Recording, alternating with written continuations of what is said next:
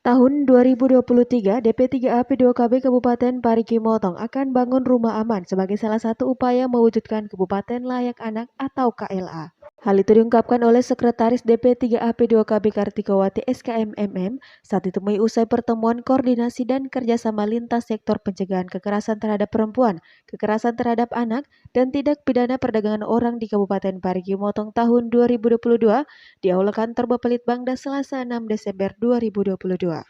Ia mengatakan rumah aman tersebut diperuntukkan bagi korban kekerasan baik anak atau perempuan dan pelaku kekerasan. Ya, insya Allah tahun 2023 kita Kabupaten Parigi Motong akan membangun rumah aman. Jadi rumah aman ini adalah diperuntukkan untuk rumah korban kekerasan terhadap anak dan perempuan yang kami akan laksanakan atau kami akan bangun di lokasinya di Polres Kabupaten Parigi Motong. Jadi rumah aman ini, jadi gini, untuk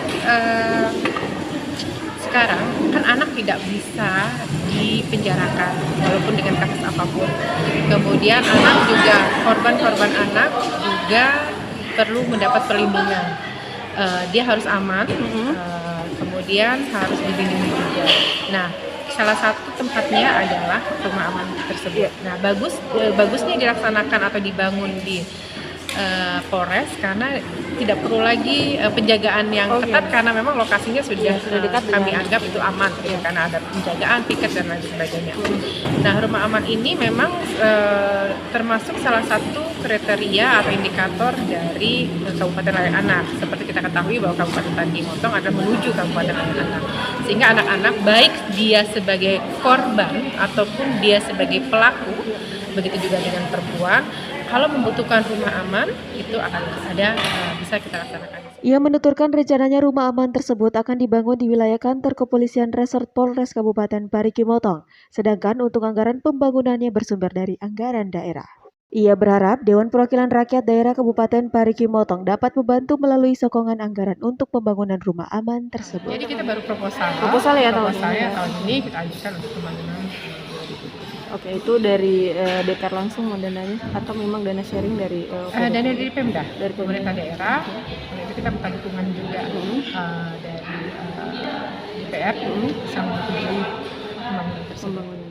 Sementara itu, anggota Komisi 4 DPRD Kabupaten Parigi Motong Ferry Budiutomo mengatakan, tahun 2023 mendatang pihaknya akan mencoba mengawal proses pembangunan rumah aman untuk perempuan dan anak. Pembangunan rumah aman tersebut sebagai salah satu wujud nyata progresivitas pemerintah daerah untuk mengurangi atau meminimalisir kekerasan terhadap perempuan, anak, dan tindak pidana perdagangan orang di Kabupaten Parigi Motong. Namun ia menghimbau fasilitas tersebut nantinya harus difungsikan dengan baik. Jangan sampai kaya fasilitas tetapi miskin akan fungsinya. Dari hasil pertemuan tadi, dari hasil pertemuan yang kami lakukan bahwa sangat penting insya Allah di tahun 2022 kami akan mencoba mengawal tentang pembangunan rumah perempuan dan anak yang gunanya lah itu untuk memberikan perlindungan baik kepada yang diduga sebagai tersangka, yang diduga sebagai korban, sehingga nanti ini salah satu pendirian bangunan tersebut merupakan salah satu dari wujud nyata progresivitas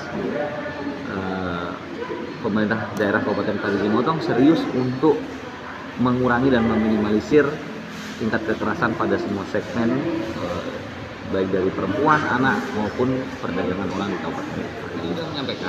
Saya sudah menyampaikan bahwa kalau memang ini penting, kalau memang fasilitas ini penting, tentunya saya sebagai anggota DPR melalui tim anggaran, saya akan mengawal ini sehingga apa yang menjadi harapan terbangunnya rumah aman perempuan dan anak itu terlaksana. Namun yang ini saya titipkan apa?